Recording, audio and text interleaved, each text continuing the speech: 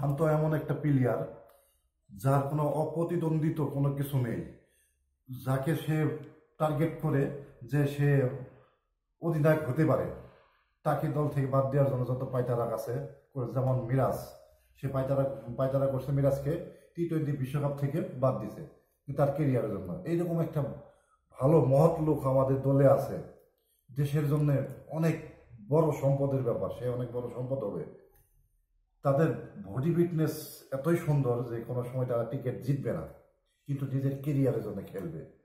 নিজের কেরিয়ারের জন্য খেললে অ্যাডভারেজ করতে পারবে, অনেক টাকা ইনকাম করতে পারবে। তারা দেশের ভবিষ্যৎ, এই ভবিষ্যৎ প্রজন্মকে তারা অনেক কিছু শেখাবে। এখন যারা টিকেটের প্লেয়ার, তারা আসতেছে অনেক লোভী প্লেয়ার, তাদের ভিতরে কোনো দেশপ্রেম নাই। তারা দেশের জন্য কোনো খেলে না, তারা নিজের জন্য খেলে। তারা আসবে, ঢিংঢাং টি-20 খেলবে, খেলে টাকা পয়সা ইনকাম করবে। ল ফ্যামিলি থেকে বেশি আসে, কিন্তু তাদের টার্গেট থাকে যে অনেক কিছু করবে। হ্যাঁ, তাই করতেছে।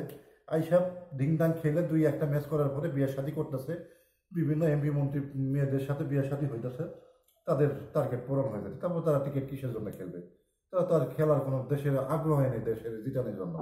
টাকা পয়সা অনেক হয়ে যাইতেছে, বাড়ি গাড়িও হয়ে যাইতেছে, তাদের আর কি লাগবে? আগে যারা টিকিট দেখছি 2000 সালের পরে,